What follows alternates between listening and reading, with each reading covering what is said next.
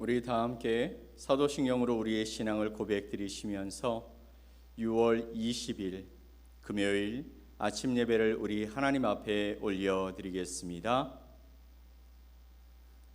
나는 전능하신 아버지 하나님, 천지의 창조주를 믿습니다. 나는 그의 유일하신 아들, 우리 주 예수 그리스도를 믿습니다.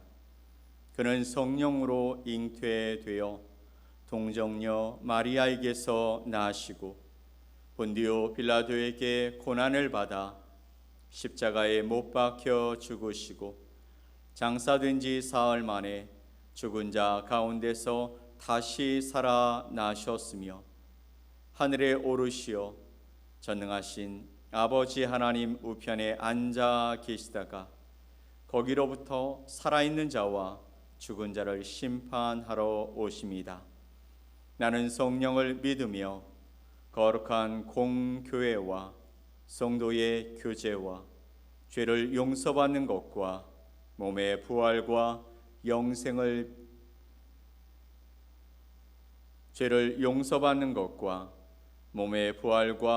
영생을 믿습니다. 아멘. 우리 찬송 382장 함께 찬양 드리겠습니다.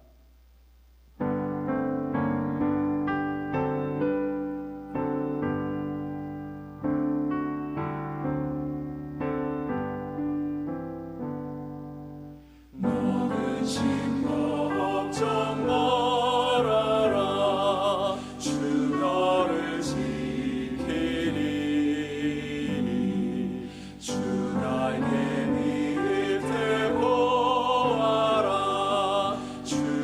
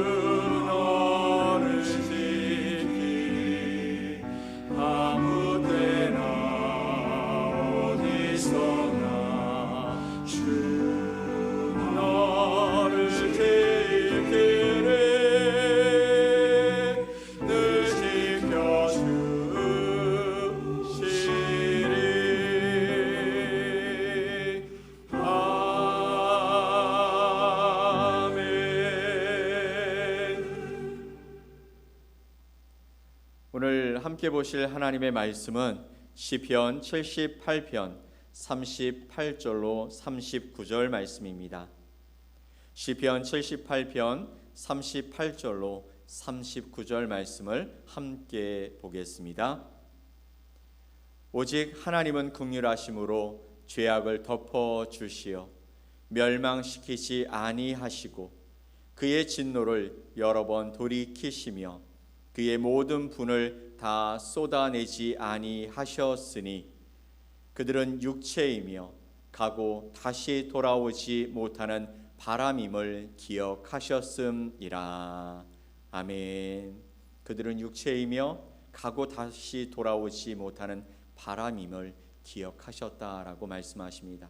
오늘 시편 78편 38절로 39절 말씀을 통해 바람 같은 우리 그리고 품으시는 하나님이란 제목으로 여러분과 하나님의 말씀을 함께 나누겠습니다. 사랑하는 성도 여러분, 오늘 우리가 읽은 본문의 말씀은 이스라엘 백성들의 불순종에도 불구하고 하나님께서 보여주시는 놀라운 긍휼을 말씀해 주시고 있습니다. 하나님은 우리의 연약함을 너무나 잘 알고 계시는 분이시죠. 그리고 그 연약함에도 불구하고 그분의 은혜로 우리를 품으시는 분이십니다. 이 말씀은 단순히 하나님의 자비를 묵상하는 데 그치지 않습니다. 이 긍휼이 우리의 삶을 변화시키고 또 진실한 믿음과 헌신을 이끄는 동력이 된다라고 말씀해 주시는 것이죠. 오늘 우리는 성경 전체를 통해서 드러나는 하나님의 그 긍휼을 함께 묵상하면서 우리의 삶을 새롭게 다시 한번 결단하는 소망의 시간이 되어지기를 간절히 소망합니다. 우리의 삶이 얼마나 연약할까요? 39절 말씀을 보면 이렇게 말씀하십니다. 그들은 육체이며 가고 다시 돌아오지 못하는 바람임을 기억하셨음이라. 아멘. 가고 다시 돌아오지 못하는 바람이라고 우리를 묘사하십니다. 우리의 계획이라든지 우리의 노력이라든지 심지어 우리의 신앙까지라도 때로는 바람처럼 덧없이 느껴질 때가 있다라는 것이죠. 그러나 이 연약한 우리를 하나님은 하나님의 긍휼로 덮으신다 말씀하십니다.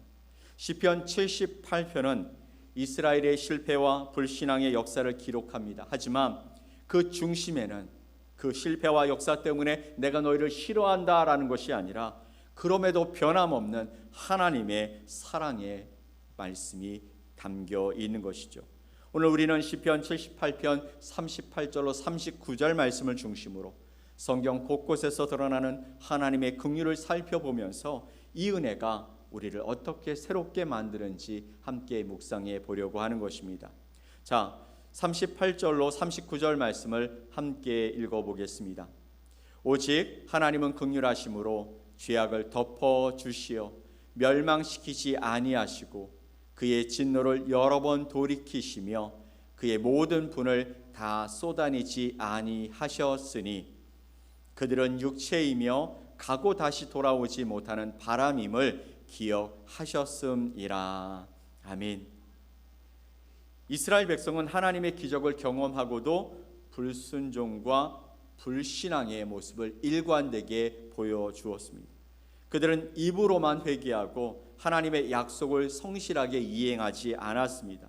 그러나 하나님은 그들의 죄를 덮으시고 진노를 돌이키셨다. 분을 다 쏟아내지 아니하셨다. 왜냐하면 그들은 가고 돌아오지 못하는 바람임을 아셨다라고 말씀하고 있는 것이죠. 이 구절은 하나님의 긍휼이 단순한 관용이 아니라 우리의 연약함을 깊이 아시고 사랑하시는 그런 하나님의 모습을 보여주시고 있는 것입니다. 이 주제는 성경 전체에서 발견됩니다.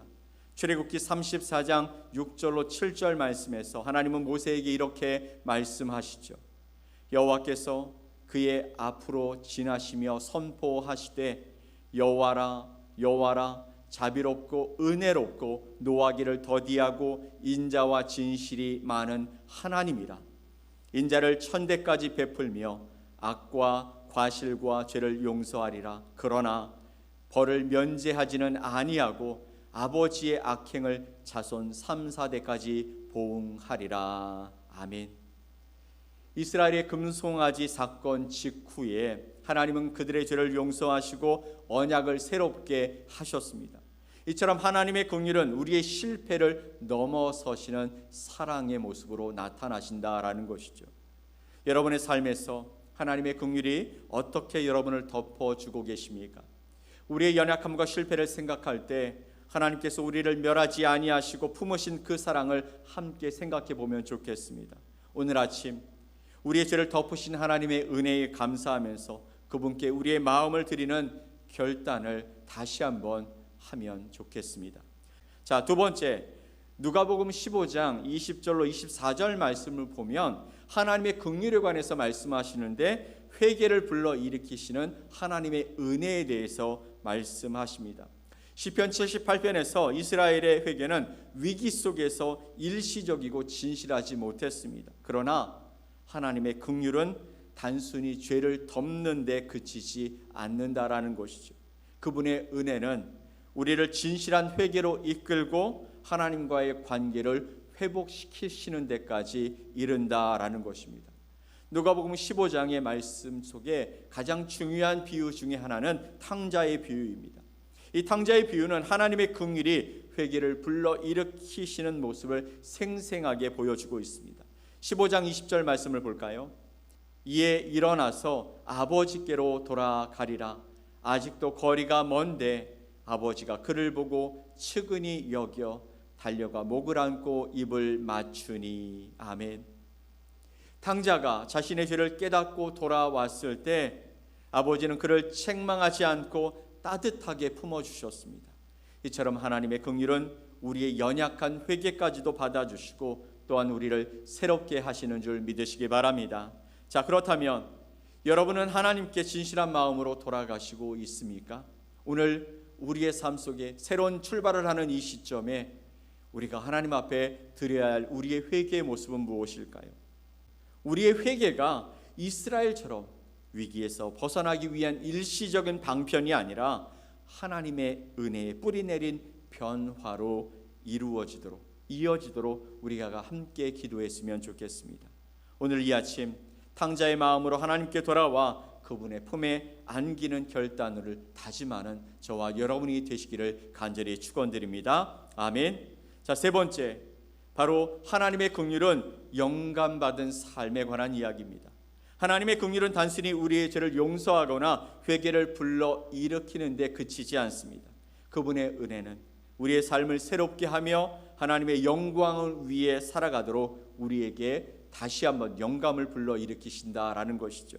로마서 2장 4절 말씀을 보면 혹 내가 하나님의 인자하심이 너를 인도하여 회개하게 하심을 알지 못하여 그의 인자하심과 용납하심과 길이 참으심이 풍성함을 멸시하느냐라고 말씀하십니다. 하나님의 인자하심, 즉 긍휼은 우리를 회개로 인도할 뿐만 아니라 그분의 뜻대로 살아가도록 동기를 부여하고 있다라는 것이죠. 시편 78편 38절로 39절 말씀에서 하나님은 이스라엘의 연약함을 아시고 그들을 멸하지 아니하셨습니다. 이 은혜는 그들로 하여금 하나님의 언약에 충실한 삶을 살아가도록 촉구하는 초대였던 것이죠. 다시 한번 주님께로 돌아가서 이제 하나님의 말씀대로 살아가고자 하는 그런 동기를 불러일으키게 되었다라는 것입니다. 사랑하는 성도 여러분, 하나님의 긍휼은 여러분의 삶을 어떻게 변화시키셨습니까? 그 은혜는 우리를 자유롭게 할 뿐만 아니라 그 은혜는 하나님의 뜻을 따라 헌신된 삶을 살도록 우리에게 그렇게 살도록 하나님께서 영감을 주시는 것이죠. 오늘 이 아침 우리의 가정과 우리의 직장과 우리의 공동체에서 하나님의 긍휼을 증거하는 삶을 살아가기로 결단합시다. 우리의 말과 행동을 통해 하나님의 사랑이 우리의 가정에도 우리의 직장에도 우리의 공동체에도 흘러감으로 말미암아 하나님의 놀라운 역사가 또 하나님의 놀라운 약속이 또 하나님께서 우리에게 주신 그 율법의 길들을 우리가 아름답게 이루어가기로 결단하는 하나님의 사람들이 되시기를 주님의 이름으로 간절히 축원드립니다. 자, 그렇다면 하나님의 긍휼 안에서 우리는 새롭게 헌신하며 살아가야 할 줄 믿습니다. 오늘 말씀 속에서 하나님의 긍휼이 우리의 연약함을 덮으셨습니다. 또 우리를 회복시키시며 새롭게 헌신하도록 인도해 주신다라고 말씀해 주셨습니다. 성경 전체를 통해서 우리는 이 진리의 말씀들을 보게 됩니다. 출애굽기에서 하나님은 죄악을 용서하시고, 누가복음에서는 탕자를 품으시며, 로마서에서 우리의 삶을 새롭게 해 주신다고 하나님께서 말씀해 주시는 것이죠. 이 모든 것은 바로 하나님의 긍휼이 우리의 소망임을 보여주고 있는 것입니다. 오늘 이 아침 우리는 하나님의 은혜를 묵상하면서 세 가지 부분을 결단해 갑시다. 하나는 무엇이냐면 우리의 연약함을 인정하는 것입니다. 우리는 바람과 같이, 육체와 같이 하나님 앞에서 온전하게 설 수 없고 하나님의 말씀을 따라 살아갈 수 없는 존재이지만, 하나님이 나를 사랑하시기에 내가 그렇게 살아갈 수 있는 하나님의 사람이 될 수 있었다. 그것에 감사하며 주님께 나아갑시다. 또 하나님의 긍휼은 나를 진실한 회개로 하나님의 품으로 돌아서게 하심으로 말미암아 그 언약에 충실하게 하신다라는 사실을 기억하며, 오늘도 주님 앞에서 하나님의 말씀을 지키며 살아가는 거룩한 주의 백성들이 되기를 간절히 축원드립니다. 또 하나님의 긍휼에 힘입어서 우리의 삶을 통해 그분의 영광을 드러내며, 또 우리의 후대에 이 믿음을 전수하는 일에 우리의 삶을 드리며 살아가겠다고 결정하고 또 결단하며 살아가는 저와 여러분이 됩시다. 오늘도 바람과 같이 그렇게 지나가고 돌아갈 수 없는 연약한 육체이지만 하나님이 우리를 사랑하시기에 오늘 우리의 삶의 자리에 서 있음을 믿습니다. 저와 여러분, 오늘 말씀처럼 우리를 향한 하나님의 그 긍휼하심과 그 사랑하심을 잊지 않고 하나님이 우리에게 주신 이 놀라운 사랑을 향하여서 우리가 달려가고 그 사랑을 이 땅에 전하는 아름다운 주의 백성들이 되시기를 예수 그리스도의 이름으로 간절히 축원드립니다. 아멘. 우리 함께 기도하겠습니다. 하나님 아버지, 감사합니다. 오늘 바람과 같이 든 우리를 품으시는 하나님이란 제목으로 하나님의 말씀을 함께 나누었습니다. 그렇습니다. 우리는 하나님의 말씀에 순종할 수 없고 또 우리의 생각대로 그렇게 살아가고자 하는 연약한 존재이지만, 그럼에도 불구하고 우리의 연약함을 아시며 품으시고 다시 한번 새롭게 일어서게 하시는 하나님이심을 다시 한번 깨닫게 하시니 감사합니다. 오늘 주신 말씀을 통해 하나님 앞에 다시 서게 하시고 하나님의 말씀을 붙들게 하시고 하나님께 감사함으로 우리의 삶에 주신 놀라운 기회들을 다시 한번 불일 듯 일으키는 아름다운 주의 백성들이 되게 하여 주시옵소서. 그렇게 우리를 인도하실 주님을 기대하며 예수 그리스도의 이름으로 기도 올리옵나이다. 아멘. 하늘에 계신 우리 아버지여, 이름이 거룩히 여김을 받으시오며 나라가 임하시오며 뜻이 하늘에서 이루어진 것 같이 땅에서도 이루어지이다.